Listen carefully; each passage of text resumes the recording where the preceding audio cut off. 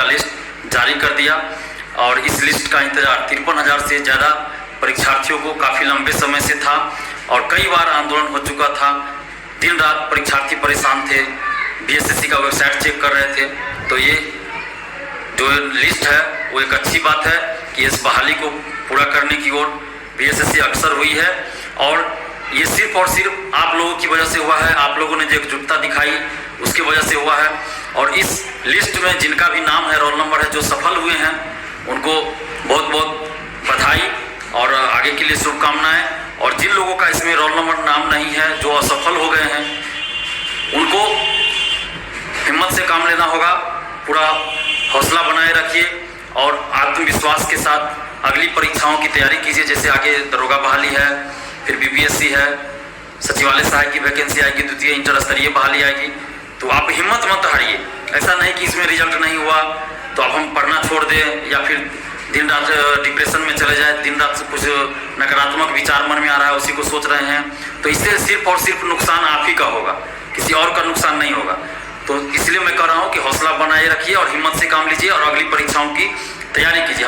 हम इस बात को अच्छी तरीके से समझ रहे हैं कि आप लोग 7.5 साल से इंतजार कर रहे थे और अचानक से आपको पता चला कि आपका सिलेक्शन नहीं हुआ है, इस लिस्ट में आपका नहीं है नाम, रोल नंबर, तो आपको कितनी तकलीफ हुई होगी ये मैं बहुत अच्छे तरीके से समझ सकता हूँ। आपको बहुत ज़्यादा तकलीफ हुई होगी जिसकी कल्पना भी नहीं हम लोग कर सकते हैं। लेकिन हिम्मत तो बनाना पड़ेगा, हौसला रखना पड़ेगा, नहीं तो फिर आगे जो परीक्षाएं होगी वो परीक्षाएं आपकी गड़बड़ हो सकती है। तो इसलिए आवश्यक है कि आप हिम्मत रखिए, हौसला बनाए रखिए और पूरे आत्मविश्वास के साथ अगली परीक्षाओं की तैयारी कीजिए। और जो लोग इसमें सफल हुए हैं उनको भी हम ये आग्रह कर रहे हैं, खासकर उनसे, कि आप लोग भी इन लोगों का साथ मत छोड़िएगा। और जो लोग असफल हुए हैं, इसमें जिनका लिस्ट में नाम नहीं है, वो ये मत समझिए कि हम लोग आपका साथ छोड़ रहे हैं। जब तक इस बहाली में एक एक सीट नहीं भर दी जाएगी, हम लोग इस बहाली को छोड़ने वाले नहीं हैं, क्योंकि एक भी सीट इसमें खाली नहीं रहनी चाहिए। हम लोग उसके लिए प्रयासरत आगे भी रहेंगे और जब काउंसलिंग होगी तो उस पर भी हम लोग पूरा नजर रखेंगे। और ऐसी संभावना लग रही है कि इसमें बहुत सारी सीटें खाली रह सकती है, क्योंकि बहुत सारे लोग ऐसे हैं जो कहीं ना कहीं जॉब में है, बहुत सारे ऐसे लोग होंगे जो बाहर होंगे काउंसलिंग के बाद, तो सीटें खाली रहने की संभावना है। तो ऐसा लग रहा है कि दोबारा भी काउंसलिंग लिस्ट जारी करना पड़े बीएसएससी को। अगर सीट खाली रहेगी तो दोबारा काउंसलिंग लिस्ट जारी करना पड़ेगा बीएसएससी को। अगर बीएसएससी नहीं करेगी तो हम लोग उसको मजबूर कर देंगे और डू और डाई वाला आंदोलन हम लोग करेंगे कि दोबारा काउंसलिंग लिस्ट उसको जारी करना पड़ेगा। तो इसलिए जो लोग सफल भी हुए हैं तो वो लोग भी उस समय साथ दीजिएगा। ऐसा नहीं कि हम ये सोचेगा कि हम सफल हो गए तो हम क्यों साथ दें, नहीं। अभी तक आप लोग जो पीटी से लेके अभी तक साथ रहे हैं, तो आगे भी इसको बरकरार रखना है। जो लोग सफल हो गए उन लोग को भी इसमें साथ देना है। और बीएसएससी के सचिव अध्यक्ष महोदय को हम धन्यवाद भी देते हैं कि आप आंदोलन के वजह से ही, आंदोलन से थोड़ा पहले ही आप लिस्ट जारी कर दिए, इसके लिए चलिए धन्यवाद है, धन्यवाद देते हैं आपको। लेकिन साथ में आपने फिर से आधा अधूरा काम कर दिया कि आपको काउंसलिंग की तिथि भी घोषित करनी चाहिए थी, आपने काउंसलिंग की तिथि घोषित नहीं किया। तो जल्द से जल्द आप काउंसलिंग की तिथि घोषित कर दीजिए, अन्यथा हम लोग फिर आंदोलन करेंगे। ऐसा नहीं कि हम छोड़ने वाले हैं। काउंसलिंग की तिथि जल्द घोषित कीजिए, जल्द काउंसलिंग करवा के जल्द फाइनल रिजल्ट दीजिए, नहीं तो फिर हम लोग आंदोलन करेंगे। और 7 तारीख का जो आंदोलन होने वाला था उसको अब स्थगित किया जाता है, उस आंदोलन को रोक दिया जाता है, क्योंकि बीएसएससी ने जब काउंसलिंग का लिस्ट जारी कर दिया तो अब आंदोलन करना उचित नहीं है। हम लोग वेट करते हैं, अगर जल्द काउंसलिंग की तिथि घोषित नहीं की जाएगी तो फिर एक नया डेट डिसाइड करके फिर आंदोलन हम लोग करेंगे। लेकिन अभी 7 दिसंबर वाला आंदोलन रोक दिया गया है। और अभी तक पीटी से लेकर अभी तक आप सभी परीक्षार्थियों ने, छात्र छात्राओं ने, प्लानिंग टीम के सभी सदस्यों ने और जो यूट्यूब चलाते हैं स्टूडेंट्स, उन सभी भाइयों ने काफी योगदान दिया है छात्रों को एकजुट रखने में, और आंदोलन में आप लोगों ने काफी साथ दिया है। इसके लिए आप सभी को दिल से बहुत बहुत धन्यवाद। जो प्लानिंग टीम के जितने भी मेंबर हैं आप सभी को दिल से धन्यवाद। जो भाई बहन यूट्यूब चलाते हैं स्टूडेंट्स होकर, उनको भी बहुत बहुत धन्यवाद। और अब तमाम छात्र छात्राओं को दिल से धन्यवाद कि अभी तक आप लोगों ने पीटी से लेकर अभी तक आप लोगों ने आंदोलन में साथ दिया, मुखर होकर आवाज उठाई, एकजुटता दिखाई, और उसी एकजुटता का परिणाम है कि ये बहाली आज यहाँ तक पहुंच पाई है। अन्यथा अभी तक पीटी का भी रिजल्ट नहीं आया रहता। तो छात्र आंदोलन का ही ये परिणाम है कि ये बहाली आज यहाँ तक पहुंच पाई है। और साथ साथ जितने भी यूट्यूब चैनल चलाते हैं, जितने यूट्यूब चैनल वाले मीडिया बंधु हैं, जो अखबार वाले मीडिया बंधु हैं, जो टीवी चैनल वाले मीडिया बंधु हैं, उन सभी को दिल से बहुत बहुत धन्यवाद कि आप लोगों ने भी शुरू से लेकर अभी तक बीएसएससी परीक्षार्थियों का साथ दिया है और सरकार और आयोग पे दबाव बनाने का काम किया है और हम लोगों के मुद्दे को जोर शोर से उठाया है और आप लोग का भी साथ भरपूर मिला और उसकी वजह से यहाँ तक की बहाली पहुंच पाई।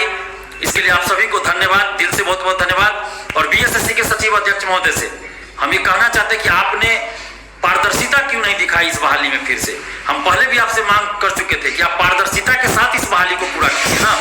तो आपने सिर्फ काउंसलिंग का लिस्ट जारी किया, आपने कट ऑफ जारी क्यों नहीं किया, आपने सभी परीक्षार्थियों को मार्क्स जारी क्यों नहीं किया। आपको मार्क्स जारी करना चाहिए सभी परीक्षार्थियों को। आखिर जो लोग पास कर गए हैं उनको भी पता नहीं कि कितना मार्क्स आया और जो असफल हो गए हैं उनको भी ये पता नहीं कि कितना मार्क्स से वो असफल हुए हैं, ताकि वो अगली परीक्षा में उस अनुसार तैयारी करें। तो आप कट ऑफ और सभी परीक्षार्थियों का मार्क्स भी जारी कीजिए, ये आवश्यक है।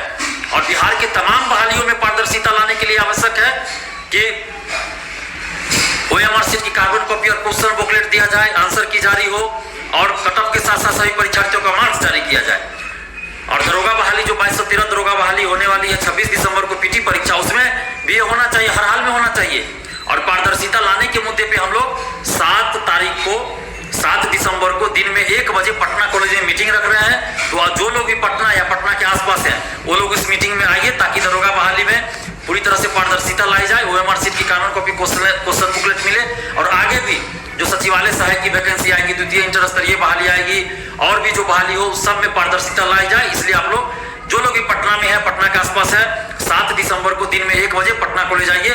और आप सभी परीक्षार्थियों से भी मैं आग्रह कर रहे हैं कि आप लोग एकजुट रहिए और एक भी सीट हम लोग खाली नहीं रहने देंगे। जब तक कि 13,120 है तो 13,120 सीट नहीं भर जाएगा, हम लोग छोड़ने वाले नहीं है। एक भी सीट खाली रहेगा तो हम लोग काउंसलिंग करवाएंगे और उस सीट को भरवाएंगे।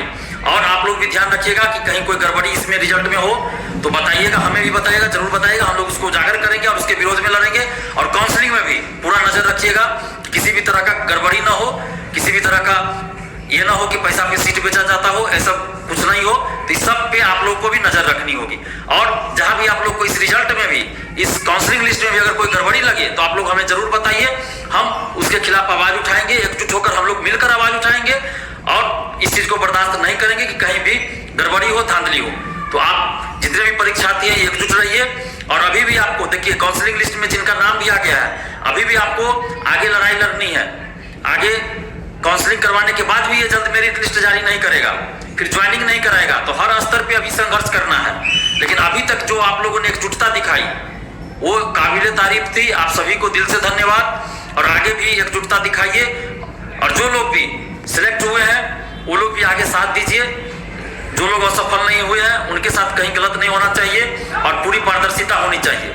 तो बीएसएससी के सचिव अध्यक्ष महोदय से भी हम कहना चाह रहे हैं कि आप पारदर्शिता लाइए, आखिर परीक्षार्थियों को जानने